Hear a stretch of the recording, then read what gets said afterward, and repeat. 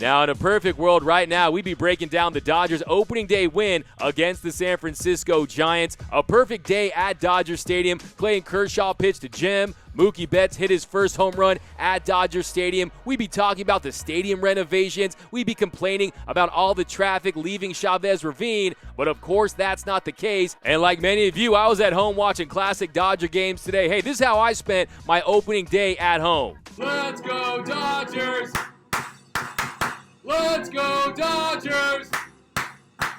Hey, it was good times. I had some homemade micheladas, saved about $1,000 doing that. I do got to sweep up all these peanuts at some point. It was good times, but I'm ready for baseball to be back. It's not a matter of if, it's a matter of when. Baseball will return this year, barring some doomsday scenario, but if that's the case, that's not in the hands of Major League Baseball. That'll be in the hands of the health professionals, the experts, the CDC. That'll have nothing to do with baseball if the season is ultimately canceled. We're just going to assume that baseball will be returning in the next few months, and we're going to break down some scheduling scenarios. We're going to look at how the schedule could play out once baseball does start back up again. But first, here's Rob Manfred on the schedule and a potential start date for Major League Baseball.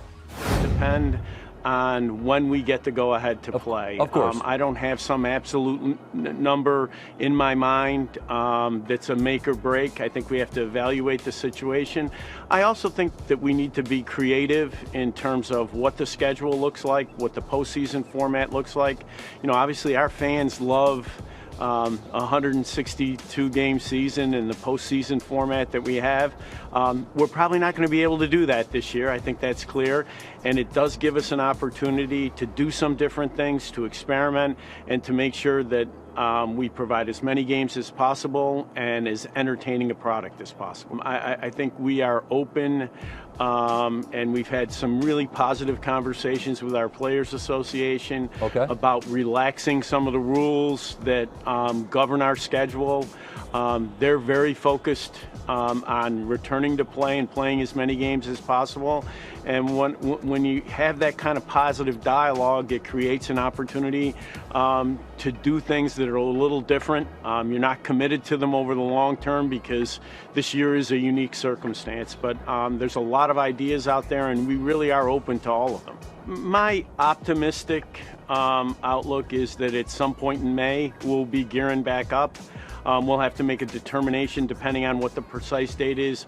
Now, the first encouraging takeaway was Rob Manfred saying May. He's saying the month of May for when teams might return to spring training. Yes, it's going to be an abbreviated spring training. And the second thing was that it looks like the Players Association and the owners, they're on the same page about trying to play as many games as possible. That part was encouraging because, hey, you know the owners want it, you know the players want it, and then everyone that works in Major League Baseball, all the writers, all the broadcasters, everyone that works at the stadiums, they want as many games as possible because you know they're going to start cutting their salaries down if they're not playing. Some people will not get paid at all. And then most importantly, the fans. Look, if you're playing baseball, everything in the world seems to be okay, and it would be a return to normalcy. And like Vin Scully said, it'll be like a rainbow after the storm. So I'm all about getting as many games in as possible. Look, you got people out there saying, hey, baseball should play 100 games. They should play 120 games. 162 is too many games. I think 162 is fine. Look, I would take baseball every day from January to December. Sign me up for 365 games a year. Now, first, let's talk about 1981.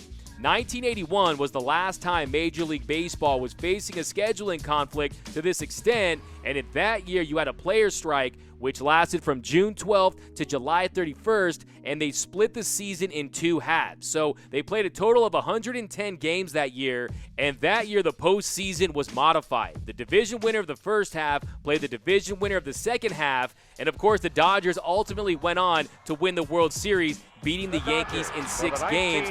By the way, it was the first time you had 3 players win World Series MVP. Ron Cey, Pedro Guerrero, and Steve Yeager. So Major League Baseball has shown it can get creative if it needs to. So how many games is enough? If you look at the Dodgers schedule this year, they were scheduled to play 30 games from March to April, and then May, they were scheduled for 28 games. That's a total of 58 games. So if they started the season on June 1st, that would give the Dodgers 104 games for the entire season. And as of right now, it's looking like Major League Baseball and the Players Association, they both understand that there is going to be a truncated season this year Jeff Passan reported MLB and the MLBPA have worked toward a potential agreement over the past 10 days, acknowledging the inevitability of a shortened season that both parties hope would begin by early June and would guarantee players a prorated salary that would depend on the number of games played.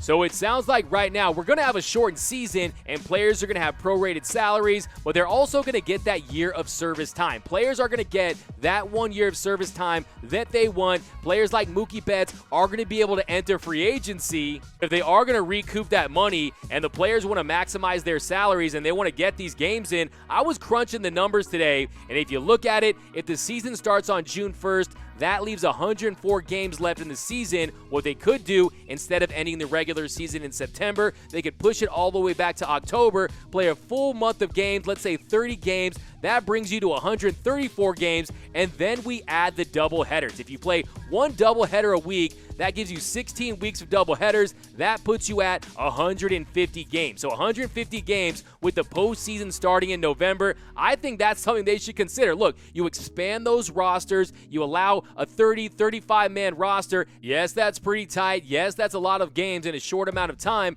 But I'm just saying, if these players are getting prorated salaries and they want to make up those games, hey, it could be done. Then there's Scott Boras. Scott Boras right now, he's presenting an idea where the season goes all the way to December. It stretches into December with the World Series being played on Christmas Day. He told the LA Times, "We have it all mapped out. It's workable. We've done climate studies, and in Southern California, the average temperature in December is 67 degrees, which is better than late March and early April in most cities. We have 11 stadiums we could play postseason games in. I'm going to get my neutral site World Series after all." Now, I know it sounds crazy, but hey, this hopefully will be a one-year thing, so let's have fun with it. Let's go crazy with it, and let's see where it takes us. Now, that would require a lot of planning in a short amount of time to arrange for all those neutral site games, but I'll be honest with you, I'm not a big fan of a neutral site game. I want to see the Dodgers playing at Dodger Stadium in the World Series. To me, that's the dream. Baseball is all about the game. It's not about the halftime show. Would it be the seventh inning stretch show, the pre-show? Baseball is about the game. It should be played at the team's home stadiums, and that's how I want to see it. But let me know how you guys feel. How many games you think will ultimately be played this year? How do you want to see this schedule play out? Let me know right down below in the comments. And for all the best Dodgers content in the game, head over to DodgersNation.com.